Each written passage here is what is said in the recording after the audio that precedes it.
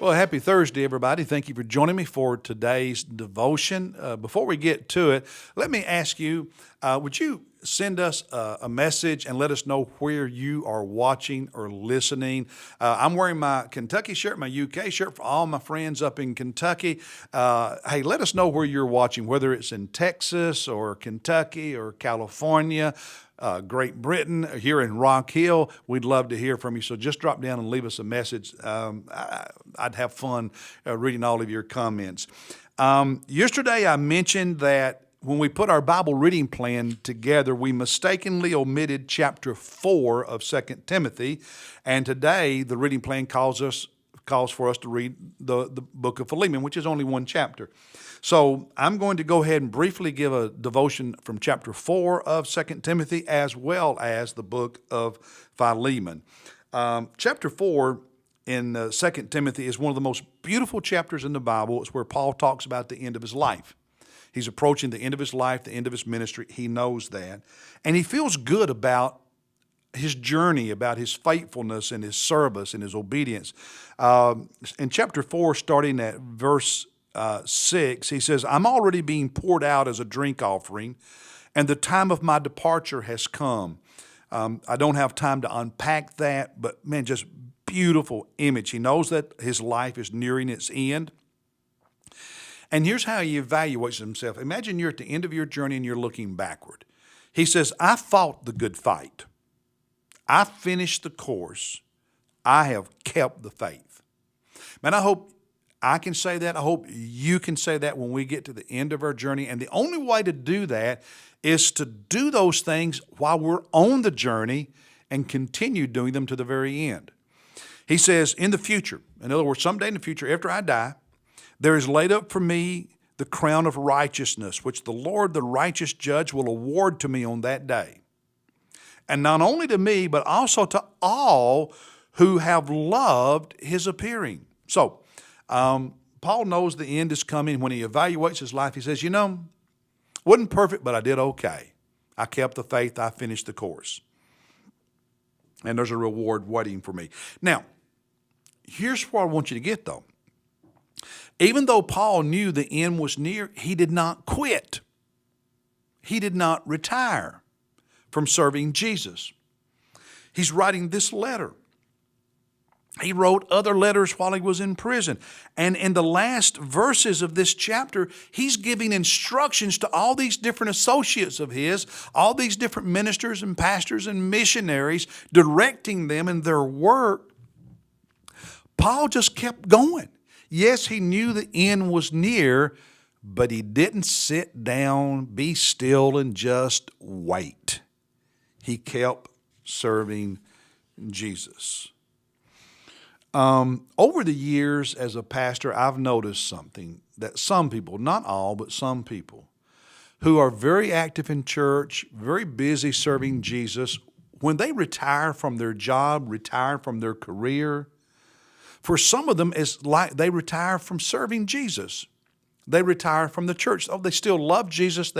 Some of them come to church every Sunday morning. Others of them come periodically when they're here because they're always going somewhere else. But there are many that they retire from work and it's like, pow, just overnight, they retire from every ministry in the church they were ever part of, and they won't commit to anything long term. They won't serve, or if they do, their service is very, very limited. Now, I recognize that when we retire, we enter a new season of life, and we have freedom, and there are things we want to do, and those are blessings from God, and I encourage that. I don't begrudge that. But I do not believe that a godly Christian retires from their career and just stops serving Jesus in the local church. You may find new ways, but you find ways to keep serving Jesus. You don't just sit and enjoy the pleasures of life and the rewards of your career and your money and love Jesus and be godly, but not serve. We keep finding ways to serve.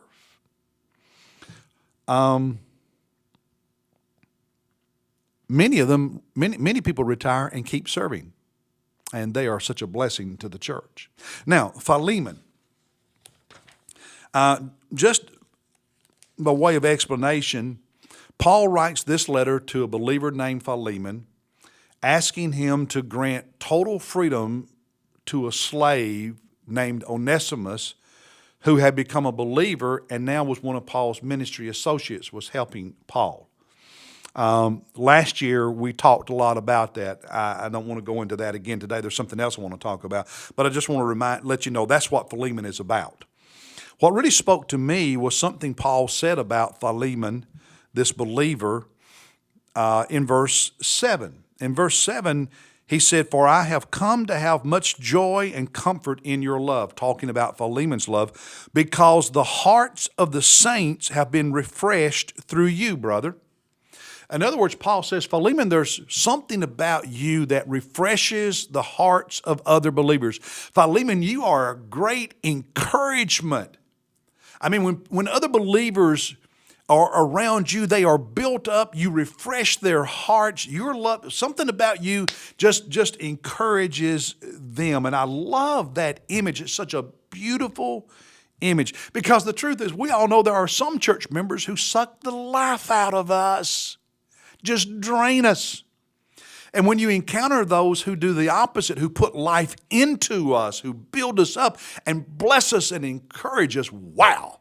And apparently that was Philemon. Now, how did he do that? How did he refresh the hearts of the saints? How did he encourage other believers? Well, we get some clues. In verse 2, Paul mentions that the church met in his house. So Philemon was someone who opened his home to other believers, to the church. He was a man of biblical stewardship who used his house and his resources to encourage and bless the people of God. Verse 5, Paul says of Philemon, "Because I hear of your love and of the faith which you have toward the Lord Jesus and toward all the saints." There was something about the way Philemon loved Jesus and had faith in Jesus, and the way his love and faith in Jesus showed up in how he loved people, and his faith was public when he was around people. There was something about his love and his faith for Jesus and for the people of God that just encouraged other believers, had a positive impact on other believers. Now, going back to what I said at the beginning of this devotion from 2 Timothy chapter 4 about some people who retire from their job and then seem to retire from serving. That is quite often discouraging to the church, to pastors, to other believers. And yet, we have so many retired senior adults in our church, so many people who retired from their careers at different ages, and they still do things like sing in the choir, serve as a greeter or usher on Sunday, teach Sunday school classes, serve as deacons. And they're retired from their career, but they keep serving the church faithfully. And man, they are such a gift, such a blessing, and such an encouragement. I sometimes hear older people say, well, you know, I'm going to step back so the younger people can have a turn. No, no, no. Keep serving and let the younger ones serve beside you. You don't step aside so they can serve. They step up and serve with you. That's how you build the church. That's how you encourage other believers. Such a blessing. Such a blessing.